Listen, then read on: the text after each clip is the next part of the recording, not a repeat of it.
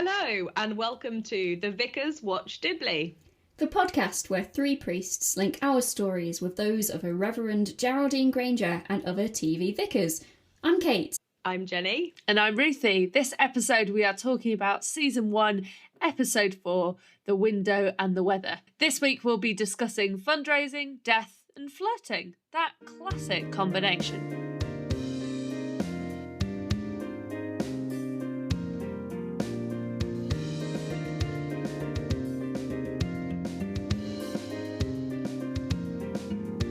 Hello everyone and welcome to our fourth episode. This episode we're going to be talking about the fourth episode of A Vicar of Dibley, The Window and the Weather, which feels really apt for when we're recording it, which is just coming towards the end of a whole number of storms.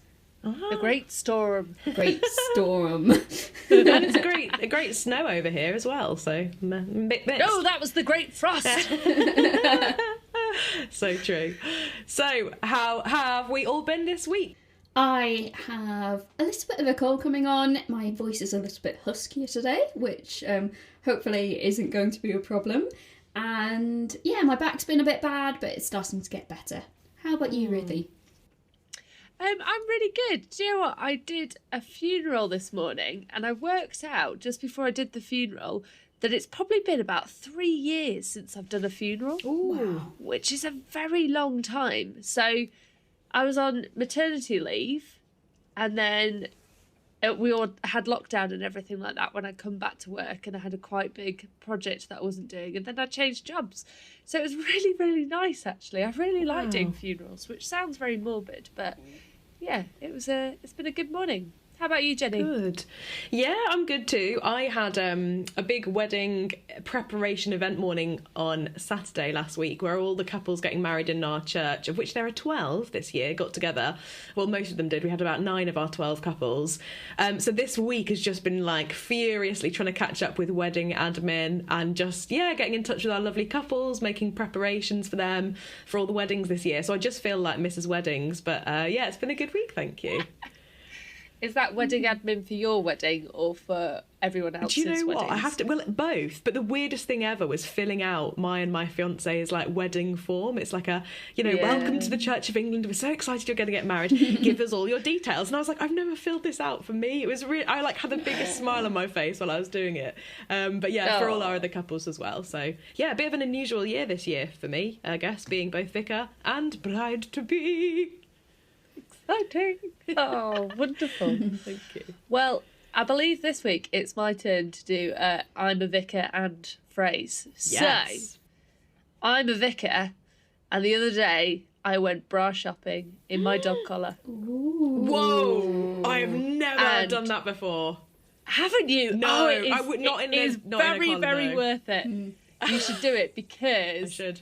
the amount of stares you get from people who just are like, oh my goodness, I'm seeing the vicars and vegetables, is amazing. And pause for quite a long time around the really sexy, really lacy bras. You And, wouldn't.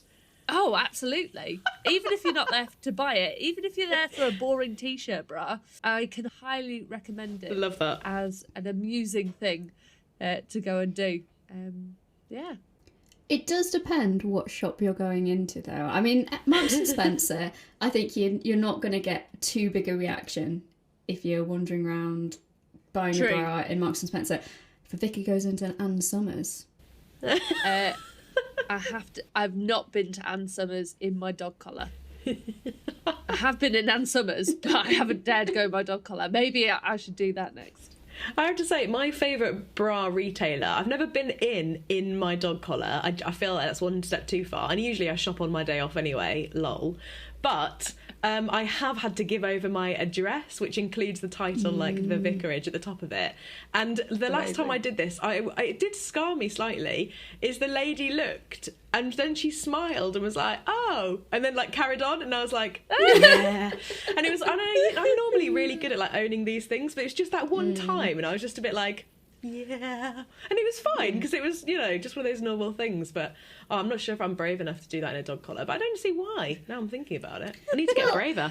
Except maybe what we don't want is people trying to imagine what we have on under the cassock. Yeah, I mean, that is true. True. But You do hear some stories, though. Great fun. I wonder if we should So- press on from this delicate Yes. area. Just make sure you have good support for your delicate areas. Amen. Moving on from bras, we're going to go on to actually talking about the episode, which is called The Window and the Weather. And the book has this script, so we are back to our sacred text. Not the Bible, but the Vicar of Dibley script book. And we're going to head over to Dibley. It was a dark and stormy night. Indeed. A very stormy And- night. We kick off with the parish council meeting. In this meeting of the parish council, we have a very familiar conversation to all three of us, where we have a group of people comparing great storms and the mild storm and the great frost and the great wind and all of these different things that are discussed. And I think we've all heard conversations like this before. Yes. Oh, definitely. Especially in small communities and the way things are remembered. And they say, oh, so-and-so got blown over, or X fence landed in so-and-so's field, and yeah. Definitely. Villagers hold on to their historical memories of wild weather. I don't think it is important in one way, but yeah, it was very familiar. I loved it. Also reminds me a lot of the Four Yorkshiremen sketch. Yes. Yes. That wasn't a storm. A great storm was when I were a lad. And We had we to had to take shelter in a cardboard box. Forgive me, but I'm not familiar with this sketch. Tell me more. Oh, it's Monty Python. Monty Python. Oh, I'm not cool enough. Oh, okay. That's one for me to YouTube then later. So we've had loads of storms this week. Have any of you, have either of you had meetings that you had to go to this week? Yeah. Not in person. Yeah, now, because that's the benefit of now, is when there's a great storm, we can have our meetings online now. Well, that's Yeah. true. Fun. Unless your internet goes down because the cables have gone down or whatever Oh. it might be. Or, I mean, if a meeting gets too boring. Oh, I'm so sorry, my internet's about to...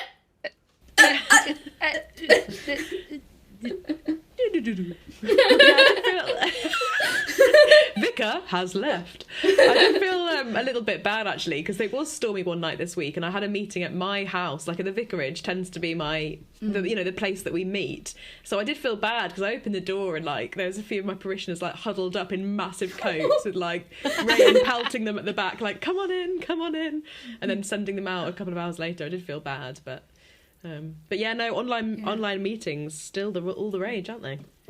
So they're all meeting up together, and they've got apologies from the vicar and Hugo who can't attend. And on the agenda, they're talking about donating money to the earthquake appeal in South America, and they decide that a tenner's a starting point for how much money to give. They do increase it to £11. Oh, To be a bit more all of them. generous. And of course, they're also comparing the storms that they're having in Dibley and the earthquake, which is in South America. And it's an interesting contrast. And you see their concern for local concern, which is much more real for them, which I think we find is very common in fundraising, in giving to charity. And actually, I think we get a really good insight into David's character here, and how he isn't this great, evil, uncompassionate, immoral figure. Because he makes this comment about worrying over the thatched cottages which will catch fire in the storm, which actually shows quite an interest in looking after the people and the properties in the village. Yeah, I think that's true. David is very village-minded, isn't he? He's all about kind of reputation and how the village is seen. And so I think, should something disastrous happen in the village, David's far more likely to step in and do something about it. And so from the parish council meeting, we head over to the vicarage, and Geraldine's just wrapped up in a sleeping bag. So is this straight from the parish council meeting? Has she just given her apologies because she just doesn't fancy going and she's in a sleeping bag? Yeah. Or is this a different day? I'm guessing it's the same day. Like, she's doing exactly what I would do if I didn't feel like I could go out. Or just what I do every day, actually. Curl up on my sofa. Heated blanket. Though, you know, I used to, when I was a student, it used to be a sleeping bag. TV on, hot drink. Living the dream. You're now living the bougie lifestyle of having a heated blanket instead of a sleeping bag. It is good for my joints. I love that. But of course she doesn't get to be there and snuggle up for long, does she, before the doorbell goes? Yes, yeah. And she hops in her sleeping bag, and it's Alice at the door who's just coming to check that the vicar isn't frightened. So cute! Alice, bless her, is quite clearly terrified of the storm, and so Jerry invites her in. Oh, may have a cuddle on the sofa. And then we sing, and Alice's singing, again, is just so adorable that she says, I always remember the words. Yeah. And she doesn't, but she has a clue. She has a good go. Snowdrops on roses and noses on kittens. Da da da dee da da da da da mittens. And yeah, bless her, she doesn't get anything in the right order, but never mind. And then power cuts, and suddenly Hugo is there, and what on earth, Hugo just creeping into the vicarage in the dark. Yeah, that's not ideal. Someone needs a word with Hugo. Yeah, I would be absolutely terrified if anyone was suddenly in my vicarage lounge, especially with a torch on their face as well. That's like the classic pose for telling ghost stories around a campfire. But to be honest, once he's there, even I feel a bit more safer in the storm of that episode. He always brings, I think, Hugo, such a lightness and such a joy to like whatever scene he's in. Although I have to say his little song makes me laugh my head off, because normally one of the characters will suddenly interrupt whatever the word is, or they will sabotage it. But this is the first time no sabotage takes place. Hugo sings his full song, and he includes even the word and the theme that is supposed to be, you know, a bit too cheeky, and it's hilarious. I think it works so well. I remember watching this for the first time when I was younger, and finding this incredibly naughty and cheeky, and like, oh goodness, they said a word that rhymes with stick. Well, I'm wondering, like, for our beloved listeners who might not have watched The Window and the Weather recently, do you think we should sing this song together? Is that too much? Yes, absolutely. But we probably ought to come with a different word for the end of the. Is that word one that we can't say? I don't know, actually. We said testicles and breasts in the last episode, and sexy quite a lot in episode 2. Should we give it a go? We were being anatomically correct, yeah. That is true. When it's cold and stormy and you're feeling a little sick, cuddle up nice and warmy and play with your little stick. So if you weren't quite sure what the song was, then there we go. Yeah. Did you, when you were listening to this, I honestly was expecting 2 alternative punchlines. Obviously, I've watched the episode before, but either I thought it was going to be revealed that Dick was the name of Richard the teddy bear. Oh, nice, yeah. Or, and that would be a subversion of, we normally expect the song to be interrupted before the word is said. And I thought the punchline was going to be, actually, it wasn't a naughty word, it was the name Dick. And,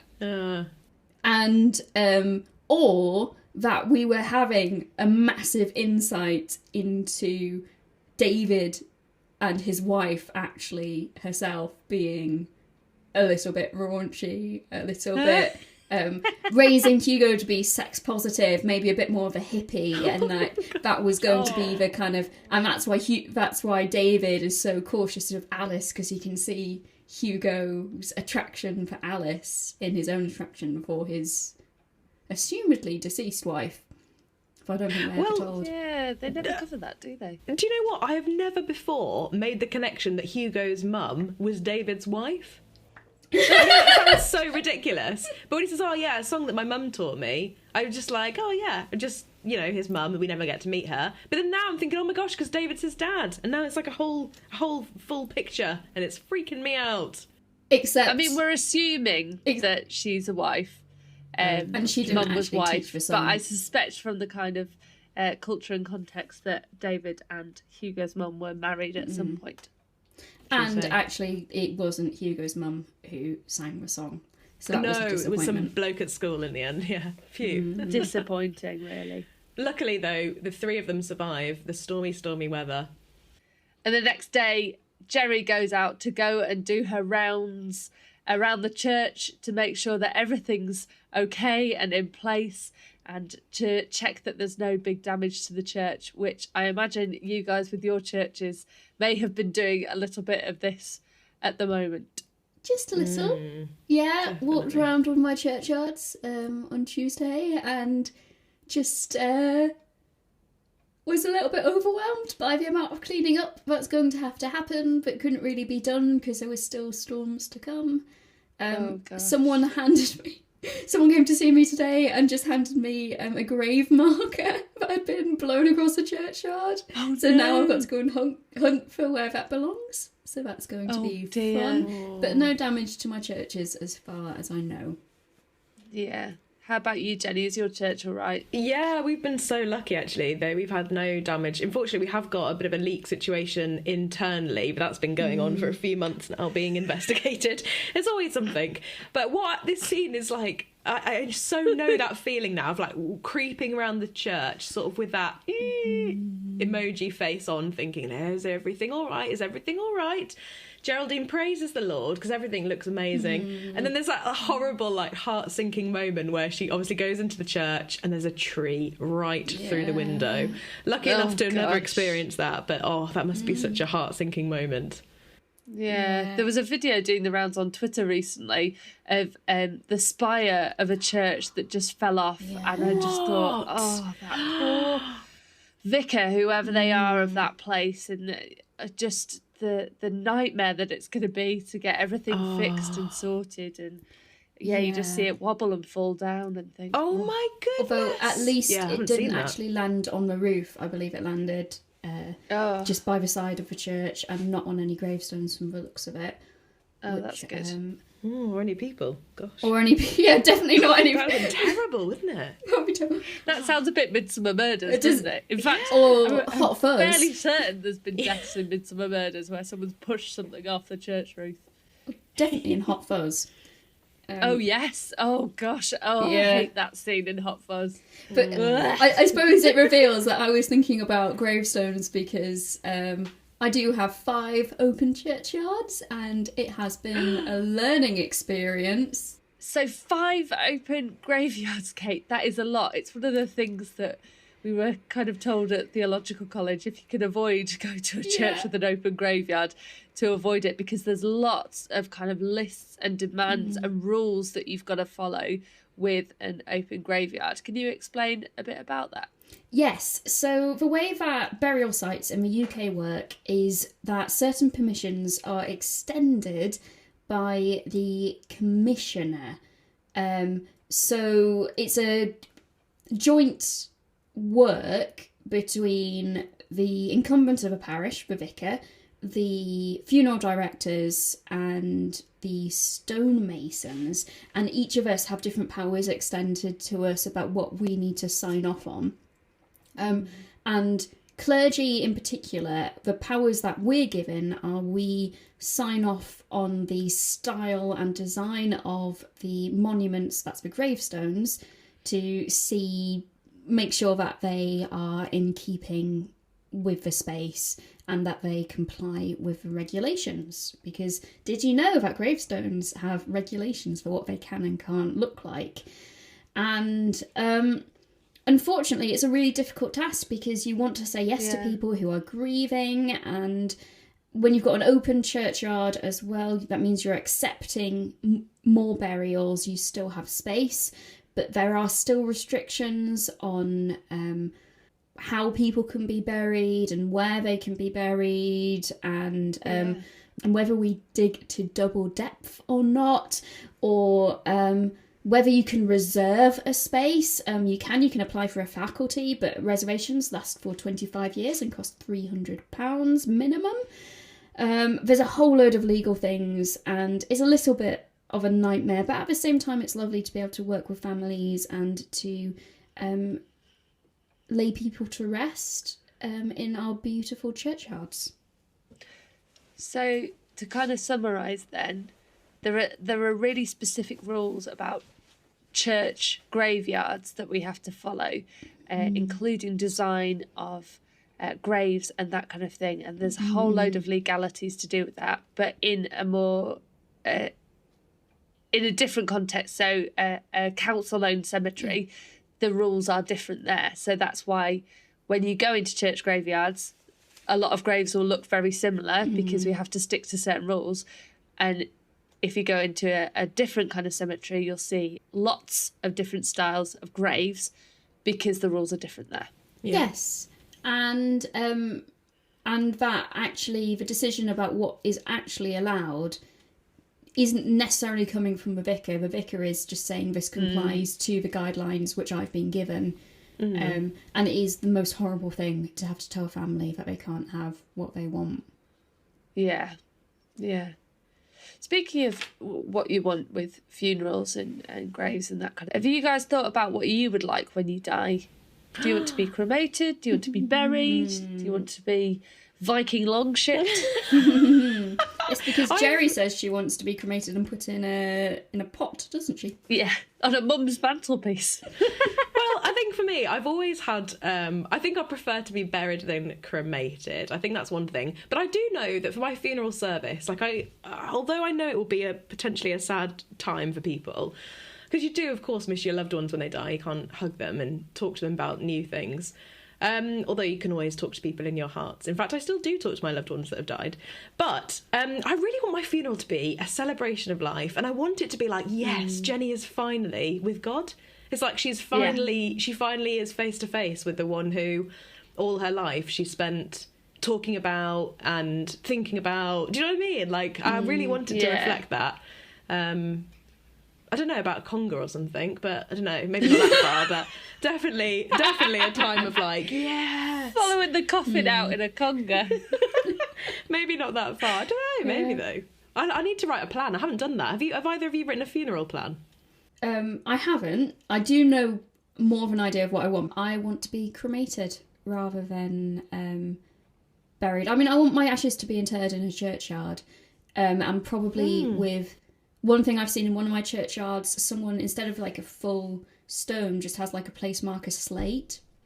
And I quite like that, rather than... Because monuments are so expensive. Perhaps having an open churchyard, I know how expensive it all is. And I'd prefer just a little marker. Nothing big, nothing too grand. I don't want too much money spent on my burial because I'm not there. It doesn't matter for me. Maybe my loved ones if they want something a bit more. But... I'm gone by that point. I'm with Jesus. I don't care, really, for me. In terms of my funeral, I think I do want to have it fairly happy, celebratory, because I am with God. But at the same time, I think funerals are more for the mourners than they are for the deceased person. So if my family, whoever's mourning me, want to express their grief, want to lament, particularly if I were to die... young, or if I were to go in a quite violent or tragic way, I want to give them that opportunity. But maybe I might just leave some of my orders of service with some of the special prayers that I use and say, please, can you use these prayers, please? Because I like them. I like that. I think that is the helpful thing, isn't it? I mean, for families that are grieving, having notes and clear instructions from their loved ones about what they want is definitely helpful. I mean, you can't always guarantee that the family will have the same wishes, but at least if you follow the instructions of the loved one that's passed on, you're like, well, at least we know that that's exactly what they would have wanted, and it is a service that reflects them, which I think is so important. But Ruthie, how about you? I mean, Caitlin said she wants something, a humble grave marker. For you, in my head, I've got this absolutely like bright white marble plinth of you with like a fist of glory, I want to parade your float. beautiful curly hair flowing in the wind.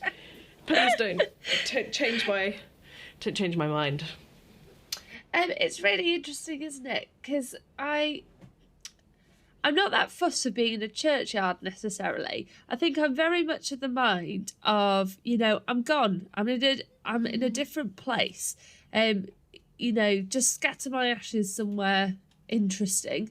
I always thought I would go for being cremated. But did you see about Archbishop Tutu when he died? Had an cremation. I don't know if that was the word, but it was basically like a cremation but with water that's more eco-friendly. Yeah. And so something like that is tempting if that becomes a bigger thing here. I think I just want to go in the most eco-friendly way possible. So whether that's me becoming a tree or something like that. Oh, yeah. You can get coffins made of cardboard, which I think is really, really cool. And I'd quite like something like that to go in the most eco-friendly way possible. And like you guys, I would prefer it to be a celebration of life and all the amazing things that I've done over my life. But as you both have said, the funeral, it's not about me in so many ways. It's about those who are there to mourn and who are there to grieve. And so that funeral plan stuff you were saying, Jenny, I think is so right and so helpful that you've got the stuff written down. But I think over the course of the pandemic especially, people who've been mourning have felt really guilty and really held on to the fact that they haven't done a proper funeral because this was the list of things that their loved one wanted, and these are the hymns they wanted to sing and all this kind of stuff. And so people are feeling that they haven't given their loved ones a proper send-off. Oh, that's so hard.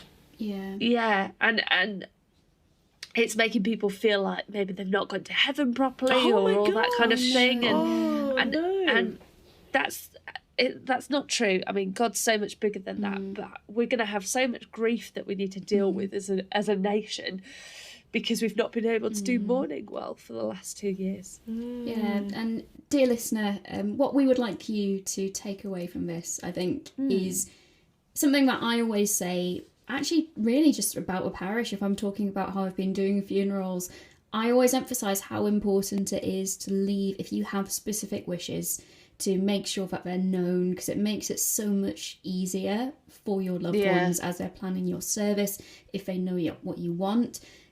Especially if there is a remotest possibility of a family dispute, actually making it really clear what you would like to happen with your remains at your service. It is important to just leave a bit of a message, even if it's just a short list of bullet points. That's what my granddad did. It made life easier. What readings you would like. So we've talked a lot about funerals and our plans. And I think our main message here is have a think. Don't be afraid to talk about death. Actually, it's a really important thing to do, and talk about what you would like as part of a funeral, because it will all happen to us someday.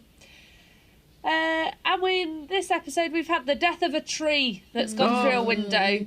And so the crisis meeting of the Dibley Parish Council comes together. It's like Cobra for Dibley to talk about what we're going to do about the stained glass window. Is it the Parish Council or is it the PCC?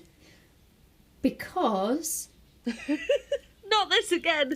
Not this again, but the damage to the church property and any decisions about what needs to be done to do repairs to the church are the realm of the PCC. The Parish Council doesn't really actually have any power. They can offer advice or ideas, but it's the parochial church council that has the authority and the legal responsibility to make those decisions. So what is this body? I'm so confused. I'm so confused. It makes me so stressed.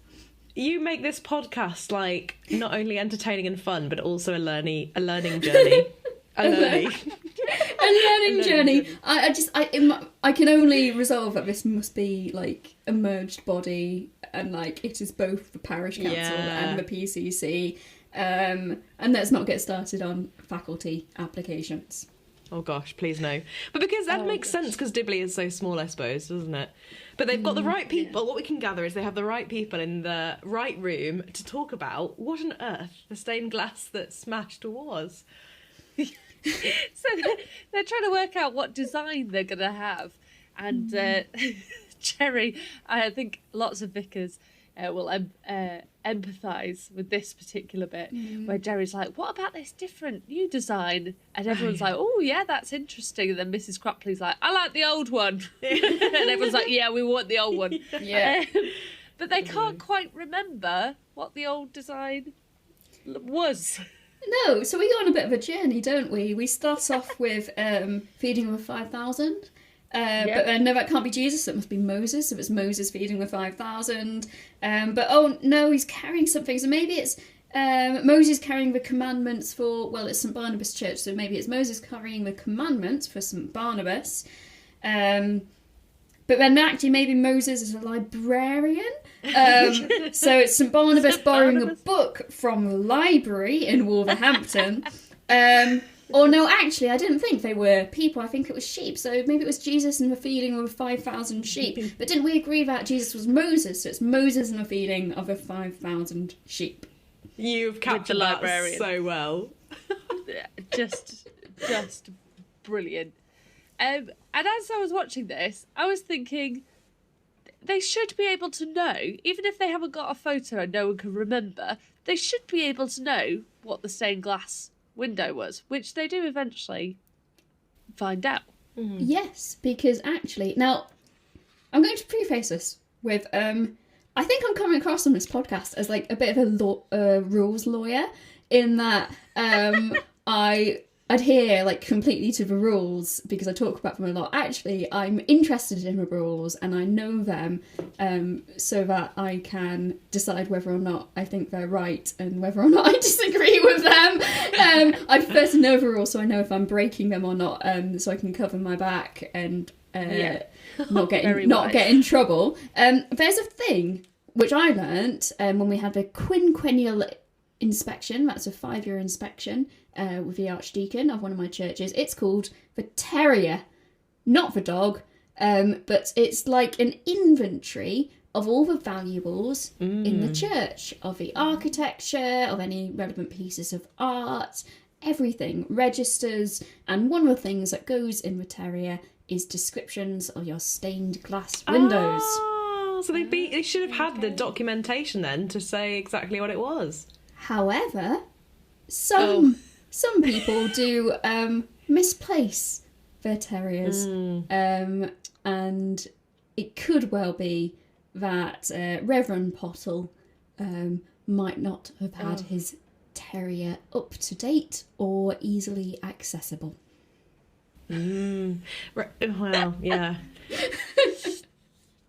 Oh dear. So they decided to look through the records, didn't they, to find out what the stained glass design was. And I really love stained glass. I think stained glass is really, really interesting. And I used to live in Paris, and there is a building there, a church building there called Sainte-Chapelle.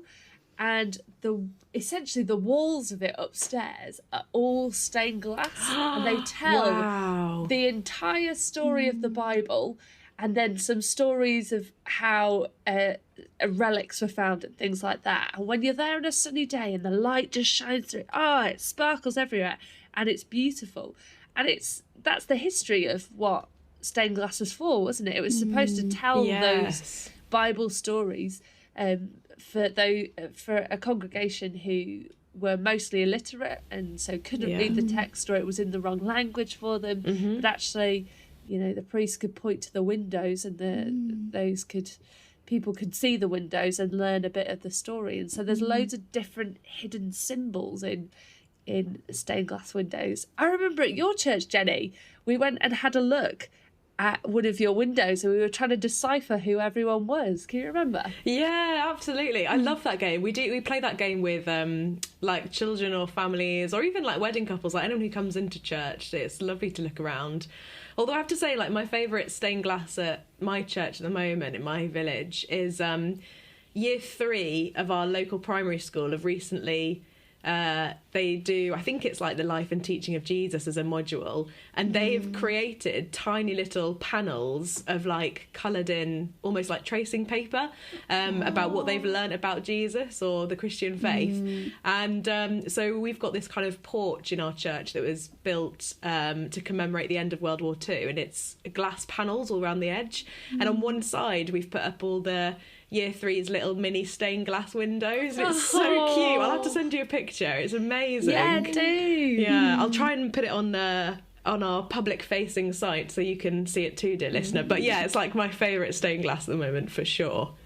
Oh, that's beautiful. Yeah. Do you have a favourite stained glass window, Kate? I am spoiled for beautiful stained glass in my group of parishes.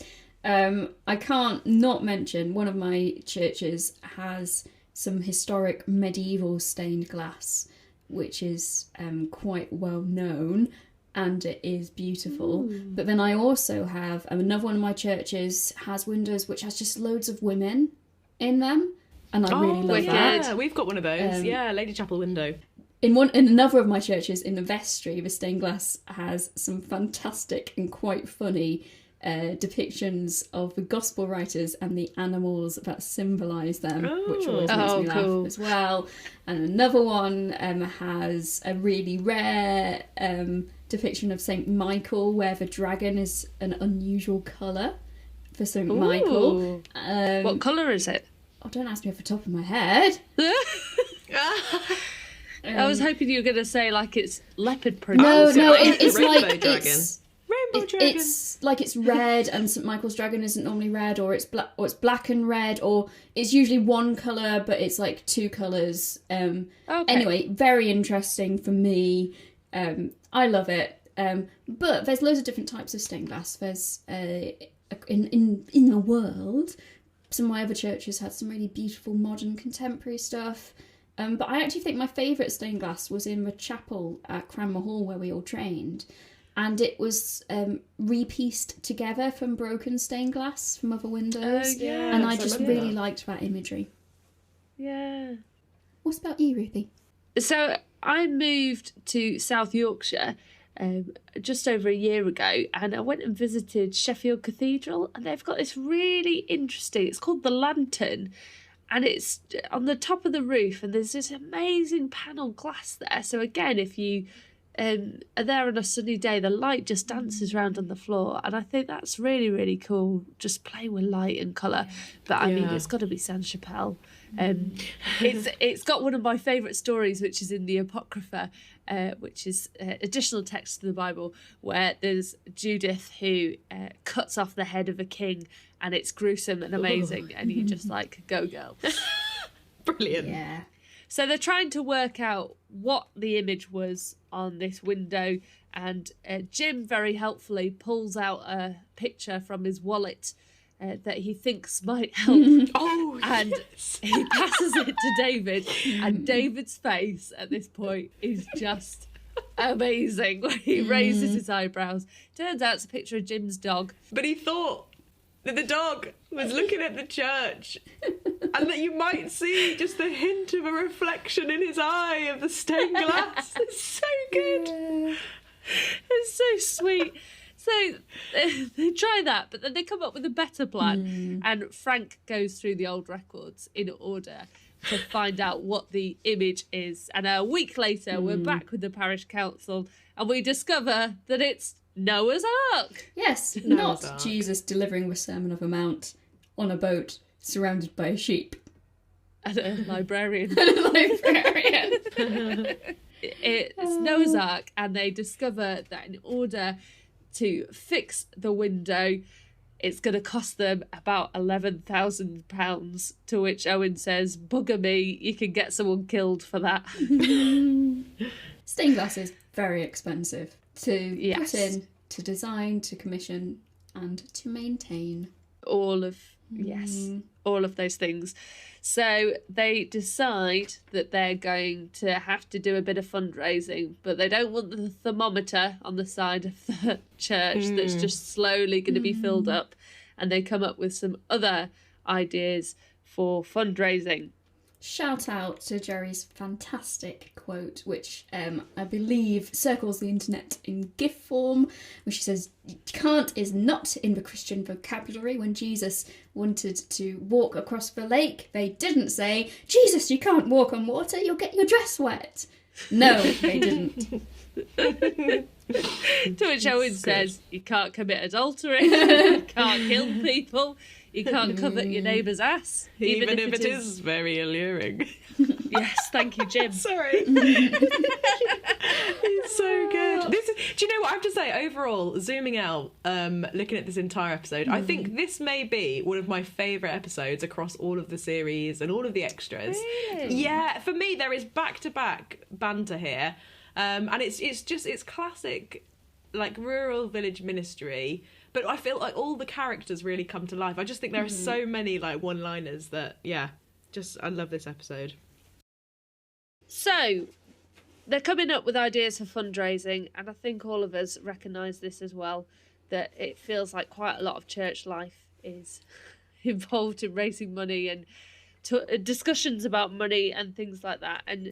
And Jerry raises this point about what's the purpose of a church and what's it supposed to be there for. And I hope it's not just there to raise money for various different things, but that is something that they need to do for this particular moment for the window. Indeed. Yeah, I mean, fundraising is such a difficult topic because the reality of churches is they're historic buildings, and clergy are also expensive. As much as we'd love to be able to do it for free, we do need to be able to live. Unfortunately, most churches do struggle for finances, so fundraising is just part of the day-to-day life of churches. Definitely. I do feel sorry for this parish, though, because I guess not only are they, they've got enough money to have a vicar who works solely just at that church. They've also got to raise their parish share, whatever that might be. And now on top of that, they've also got to replace, like an urgent replace of this window as well. So I'm thinking, oh my goodness, if this was in my context, it'd be a huge extra financial burden. It's like an addition to all the usual kind of fundraising or giving that needs to happen naturally in a parish. But then there is something about how the church is the community asset, I think, particularly in villages, and how people really do love the building. Even if they don't come to church, people are really invested in keeping the building alive and open and accessible, because people want to have baptisms, weddings and funerals in their church because their family has through generations and they want that to continue. Definitely. Yeah. And so Jerry says this: "I want our church to be a church, not an enormous church-shaped begging bowl." And David says, "And I want Princess Anne to knock on the door and say, 'I've done that ugly Burke, Tim Lawrence. I'm all yours, big boy.'" And he gets so embarrassed. And it's so cute. I've said it already. I think David shines in this episode. You just see his soft side and his vulnerable side and his caring side. So David accidentally admits to having a crush on Princess Anne, and then we have a rather startling admission from Frank as well. Yes, well, it's a slightly, it's a bantery then moment from Owen about fancying, I guess, older women of a certain social group. And he talks about, obviously, Princess Anne, but then mentions Margaret Beckett. And then Frank says he's got a bit of a crush on Margaret Beckett, that he fancies her. Which, given in a later episode, Frank comes out as gay. It's an interesting choice of beard. Do you think the scriptwriters decided that they were going to have Frank as gay at that point? Or is this like a Luke Leia kissing thing? That they've gone, I'm not going to describe it as that. Or sexuality is more fluid, and it could be that in a very distant way, and I think particularly if you are on the asexual spectrum, you know that you can fancy someone without being sexually attracted to someone. So maybe Frank appreciates Margaret Beckett and would like to get to know her more and spend time with her in a non-sexual way. But he says he fancies her. Maybe he fancies both men and ladies. Maybe we're just reading too much into this. I think we are. Should we keep going? Yeah. So they've come up with a series of different ways that they can fundraise, and then we cut to the vicarage where Alice turns up to the door with her piggy bank and a different way to raise money. And a Marva brilliant idea. I love that. Marva brilliant. Is that what she says? I thought it was rather brilliant. I'm sure she said Marva brilliant. Well, she has a cracking idea, and she turns up with a piggy bank that her father told her one day she could open it and buy a castle.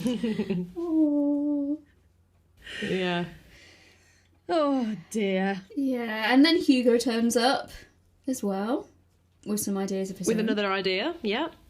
Oh, yeah, the other idea, which is that they know Richard Branson and he could possibly sponsor it. But I love Hugo's reasoning, which is, well, Richard Branson has a beard, Jesus has a beard, and his company's called Virgin, and Jesus' mum was, you know. Oh, classic Hugo reasoning. Yes. So they count up the money from the piggy bank and it comes up to a farthing, doesn't it? Yes. But then Jerry says about, well, Hugo's had quite a good idea. Your dad's probably got lots of very rich friends. Let's give them a call. And The call does not go well. no. You explain the call, Jenny. Well, it's actually really cleverly done because Geraldine rings David and we get to hear his answer firsthand, which Alice and Hugo don't. They're all excitedly sitting on the sofa waiting to hear the outcome. And when Geraldine asks, David is quick to respond an absolute and final no. What an immature way to go about fundraising, ringing his richest friends. It's a clear no. But Geraldine, the answer she gives to Hugo and Alice is, oh, what a generous response, David. Thank you very much. Goodbye. And then she says to Hugo, actually, he says he's a little bit busy, so if you could give me the numbers, that'd be great. So I guess this brings us on then to the question is if you and your PCC were raising 11,000 or probably more like 16,000 pounds in today's money, maybe even more, for your church window, would you try and find the richest person in your congregation to ask if you could have all of their rich friends' numbers so you could ring round and ask them for money? A yay or a nay? I feel there's some moral corruptness in that. Well, no, not initially. It's later on some of the decisions Jerry makes. Initially, actually, is a very common thing to see. Well, let's just see if some of the people who have the money in the village would be willing to help us. Maybe they know someone who likes to give money to this sort of thing. Those people exist. And you do that alongside match funding and other fundraising events. You wouldn't go to them for the full £11,000 or whatever it would be today. You'd be quite likely to go and ask grant bodies today, wouldn't you? And that's true. Say, depending on the age of your church, there'll be people who want to give money to those specific things. I mean, I think it's quite different in my context here. The church I go to, there's not a lot of people with money around at all.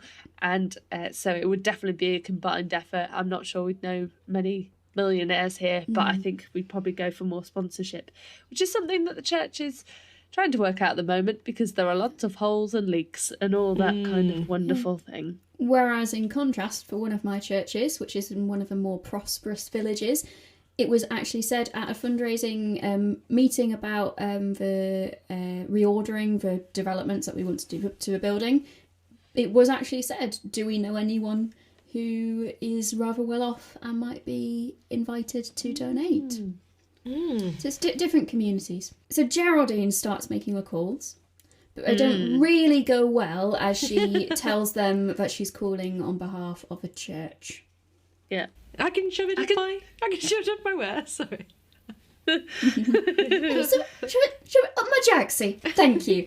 I mean, Jerry signs off with what I feel is a really classic Christian thing to say, and I have such memories of Jenny saying this. I think particularly after we watched Sister Act, and Jenny, you would say this with such joy and abandon. I think you really loved it. So what does Jerry say as a sign off?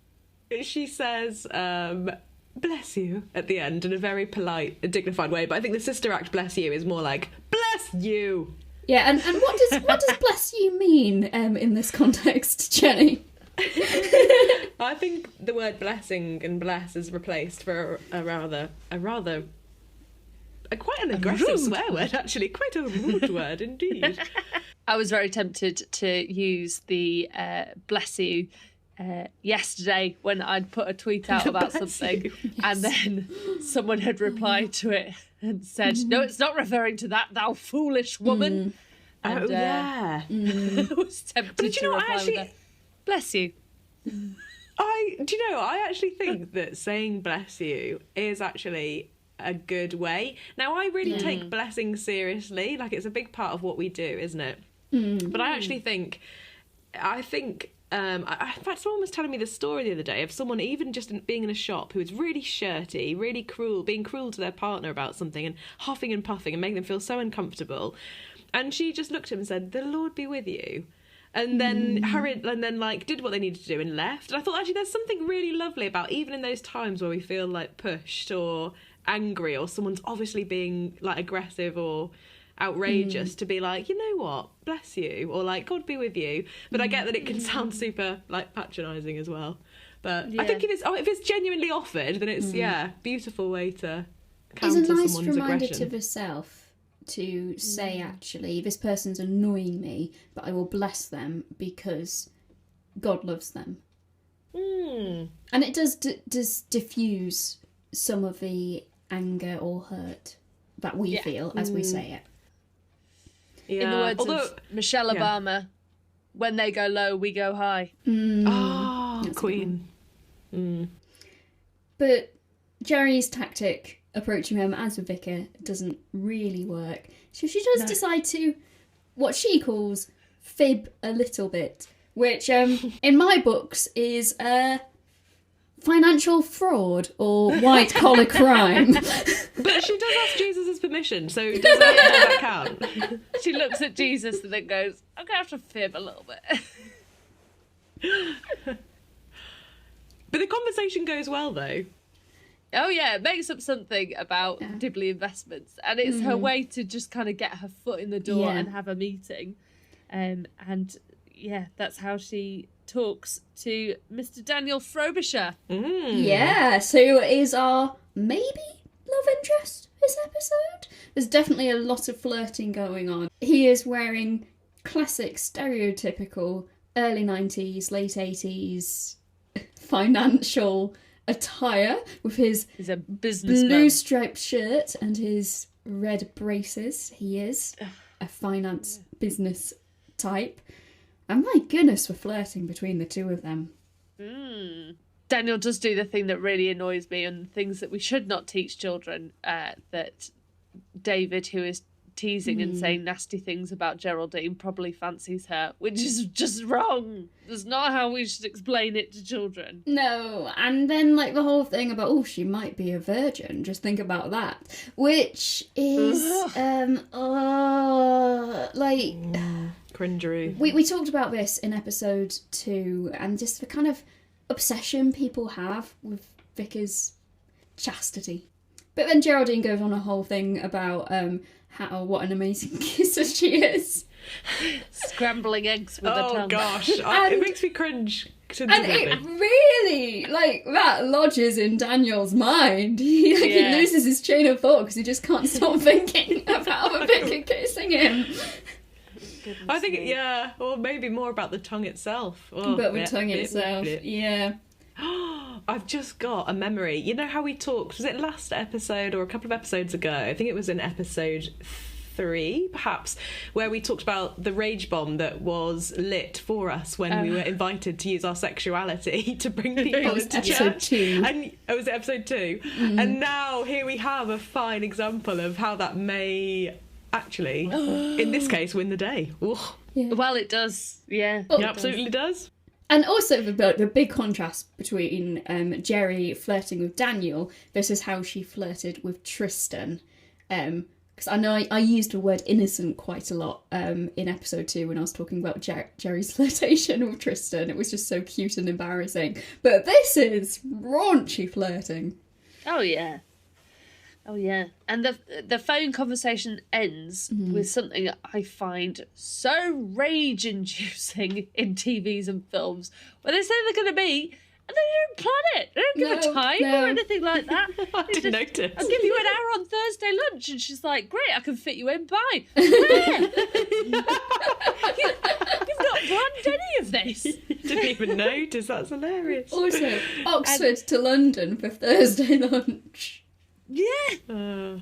I mean, anyway, it rages me. Yeah. Jerry's got her approach to how she might raise some money, and we see Owen and Hugo going about their approach to raise some money, where they're selling lottery tickets to get hold of a lawnmower is the grand prize. And then when people aren't interested in lawnmowers, they just say, I can give you a washing machine instead. And then they rip up the ticket of the bloke who wants a washing machine because they've not got one of those. So it's quite a different approach to fundraising. And then we go back to Jerry and her plan to get some money out of Daniel. Yeah, she turns up to his London office looking très cute. Very beautiful, complete bombshell. I was envious of her immaculate vicar fashion. Thought she looked wonderful, professional, gorgeous. I could sing her praises all day. Aww. Yeah. It was very cringe-worthy reveal for Daniel, though. Yes. Daniel, who's talking about getting a young lady over and don't be disgusting on the phone. And yes, his appointment arrives, he turns around and, oh gosh, it's the vicar.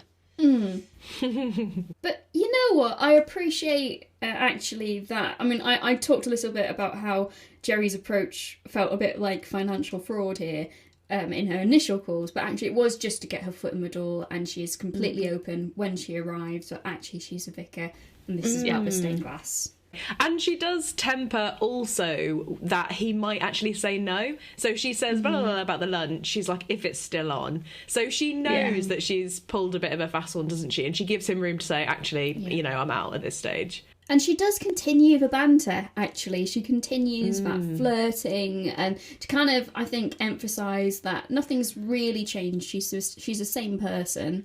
She established a rapport and she's continuing that. But she starts fining him for every time he says God or Jesus or swears, which... She's got a swear jar. This is an anxiety people definitely have in coming into contact with vicars. A number of people who apologise to me for their language. And I'm maybe a little bit annoyed, as much as it's funny, a little bit annoyed at Jerry for perpetuating this. And dear listener, please do not think that I am going to fine you £1,000 every time you take the Lord's name in vain. But it would help with the roof fund. It would help with the roof fund. Do you find that if you're in places where people are just chatting to you normally and they might be swearing or just chatting about more lewd things or anything like that, then they find out you're a vicar, they suddenly apologise for everything that they've said and avoid swearing and say, sorry, vicar, after every time. And they always say, you know, doesn't matter. You know, I've heard worse. I've probably said worse. Yeah. I do think the dog collar is still quite intimidating for people in lots of ways. I've never thought of myself as a particularly intimidating person, but the black and the collar suddenly gives you a bit of an authority, doesn't it? And people know you as the God person, and therefore they shouldn't swear in front of you and all this sort of stuff. Yeah. Any thoughts, Ginny? I mean, I think, yes, I'm in two minds. Sometimes I meet people who don't know what the collar symbolises at all. And so I think there's this divide about people who go, oh my gosh, I have to unwrap my scarf, reveal the collar, and people are like, oh my gosh, it's a vicar. And like you say, do the whole, oh, I'm so sorry, or I know I shouldn't say this, but, and then like go proceed to say something, you know, mildly rude. But for some people, they'll be like, oh, what do you do? And I say, I work for the church. Like, I remember when I went to school, like loads of the children didn't know that the collar was my uniform or what it meant. And I wonder if, like, for, you know, people that have been around a little bit longer, they're very used to it. And it can either be oh, there's a safe person, they're a minister of religion. Or it can be, oh no, like, steer clear. Or it can be a threat. Or for some people, they literally just don't have any connection to realising it's a uniform or what it means. That which really surprises me, actually. But that's, I guess, because it's my whole world. Or sometimes people see, with me, people see that I'm young and female, and that's what they see rather than the collar. Yeah. So, and it's not until I point it out that they suddenly notice it, because they're not expecting to see it.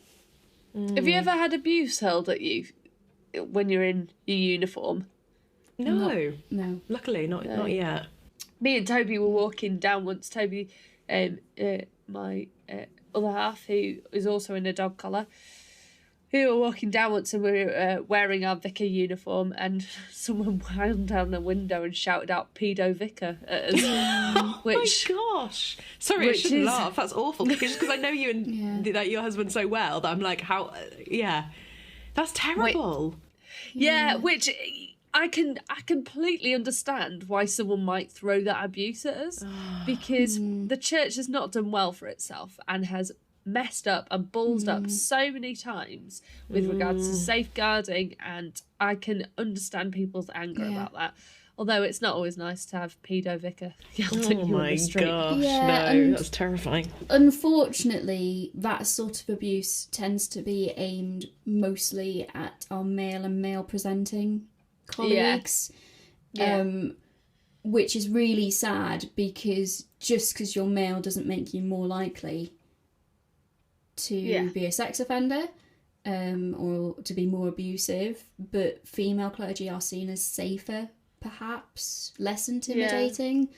I don't know, but it's I mean, we talk a lot about kind of the difficulties of being a female minister, but I think we really do need to recognise just how much of that abuse is faced by our male and male presenting colleagues.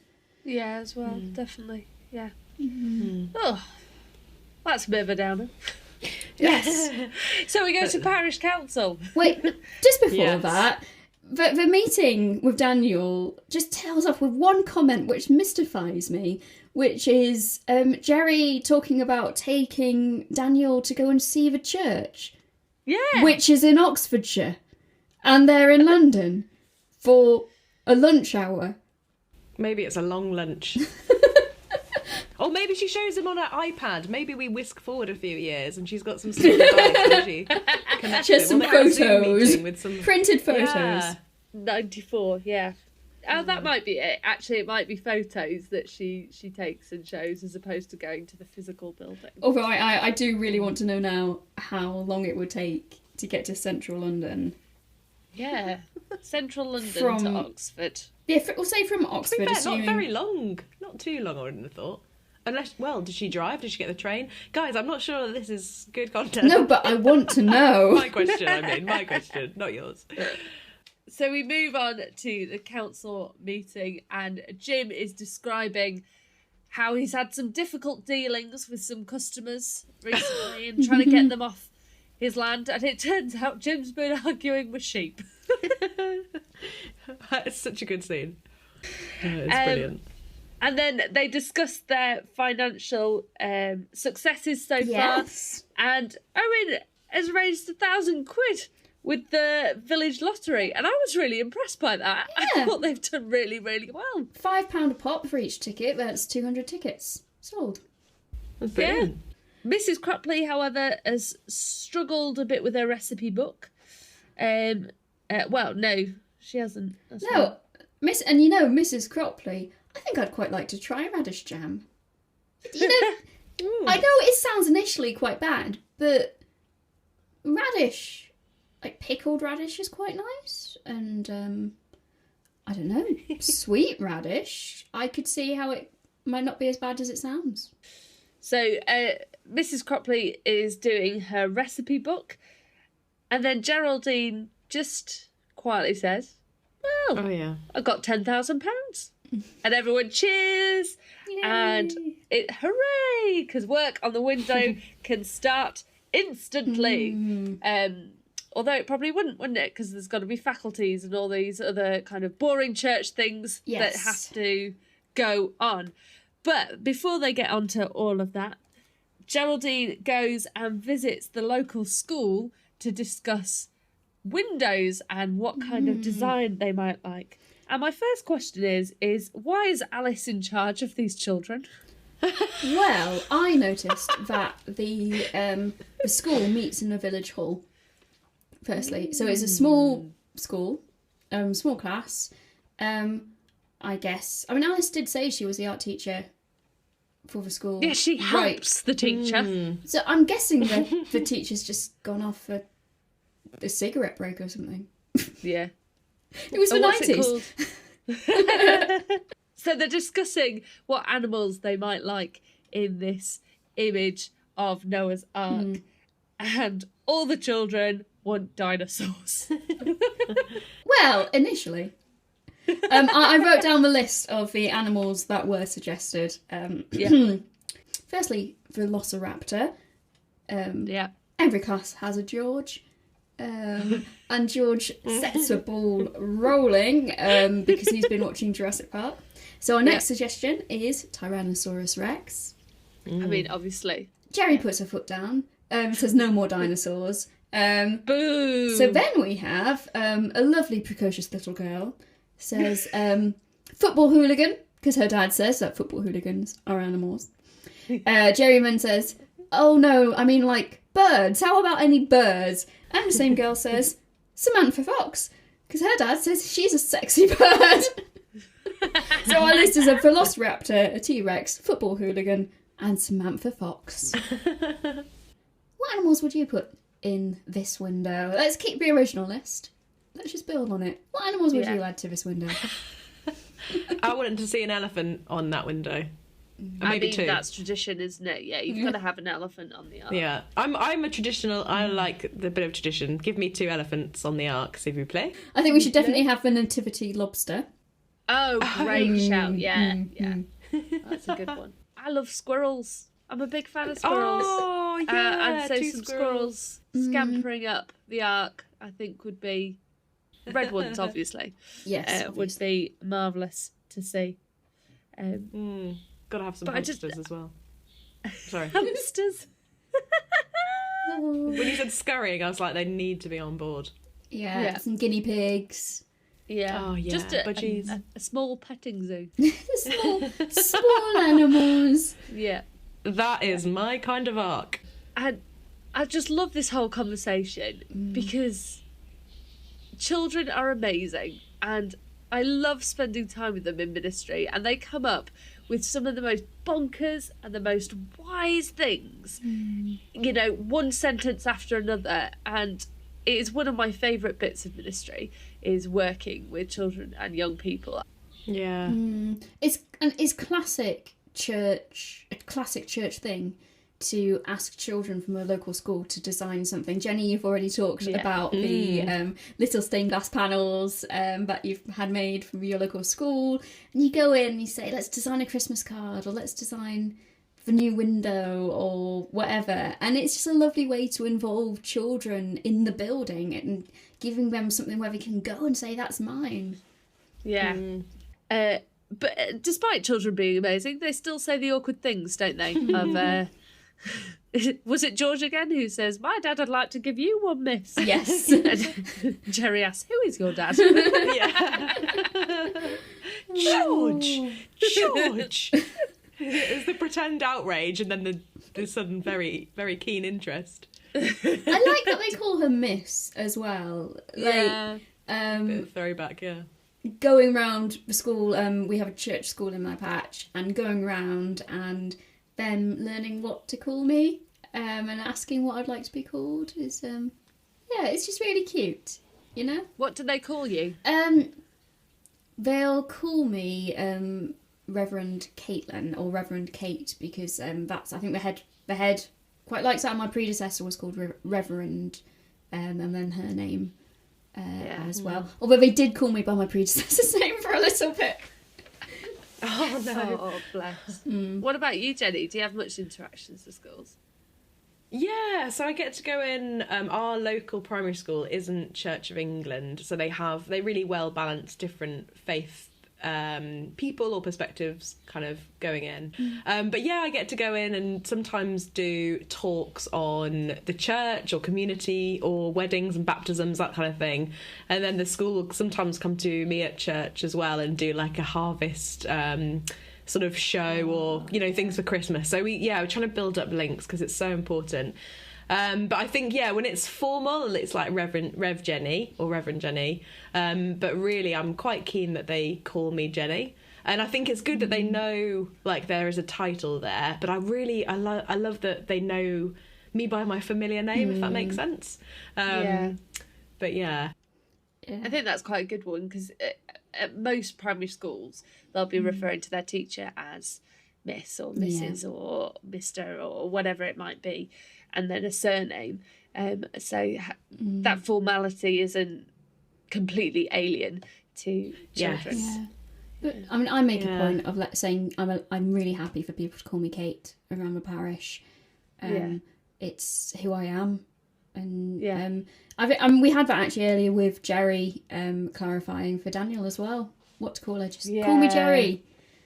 Yeah. People get so mixed up with that, don't they? They don't know what to, especially when you're a woman and they're used to saying father, referring to a male priest. It's like, oh, can I call you father? Oh, do I call you mother? Which call me mother has taken on some very different implications culturally, which I love absolutely. Or, I mean, some female clergy will be called father. They're happy to be called father. I once got addressed when I was training, someone called me mother-to-be, which... Oh! I'd rather no one ever called me that.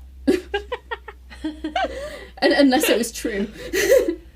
Do you ever get called Lady Vicar or Lady Priest? Sometimes... Yeah, like not as kind of like formally introducing, but You're the Lady Vicar. I think you're a Lady Vicar. Yeah, definitely. It's a sort of the thing that maybe parishioners would use to talk about another female vicar. So to differentiate, I suppose, less like, oh, here's our Lady Vicar, although maybe occasionally, but it's more like, oh, you know, the Lady Vicar down the road, sort of thing. I know. I've definitely been asked, oh, you're the new Lady Vicar. My favourite is you're a lady clergyman. I absolutely love that one. I got Lady Priestess once. Lady Priestess. Felt like it was in a role-playing game. It was great. And then said, just call me Kate. I'm just a vicar. So we hear the opinions of the children and what they want as part of the window, and then next we move to the vicarage. Where Geraldine is sat drinking wine and eating Ferrero Rocher in her PJs, and that's the dream. Why does she not lock the door? No, the door knocks and she says, "Come in, right now. Having your wine and Ferrero Rocher time. You're in your PJs." Yes. Hugo comes in and joins Jerry on the sofa, and they start watching the news, and it's the news about the earthquake that had happened in Colombia. And Geraldine, bless her, starts crying because it is horrifically sad what they're reporting on. And Hugo decides to leave her alone and just adds that he wanted to put in a little punt for a velociraptor in the window. And we see Geraldine doing a bit of soul searching. And then the TV says, if you've got any donations, here is where you need to contact. Hugo bids his farewells after putting in his bid for the Velociraptor, and he says, live long and prosper, while making Spock's salute from Star Trek, which, interestingly enough, is based on a rabbinic blessing. Ah! What do you mean by rabbinic blessing? Yes, so Leonard Nimoy, the actor who played Spock, was himself Jewish, Rabbinic comes from the word rabbi, so it means a rabbi's blessing. The hand sign is actually half of if you duplicate it with the other hand, and it's the hand sign which is associated with a particular blessing given by a rabbi. And Leonard Nimoy thought, that's nice, I'm going to sneak that little bit of my faith in to Star Trek. Ah, so all those nerds at Comic-Con are actually giving half a rabbinic blessing. I can see Jenny trying to work it out on a camera. They're blessing people. It's lovely. I just love it. Beautiful. It's a blessing. Yeah. Next we cut to the churchyard and we are hearing rumours that the window is going to be Jurassic Park themed. And, I mean, Letitia Cropley, our bisexual queen, enjoying the prospect of a topless Samantha Fox in the window. Which just goes to show how quickly rumours spread, I think, Yes. especially in rural life.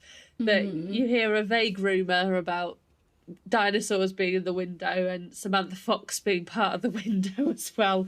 And then it's just taken as gospel that that's what's going to happen.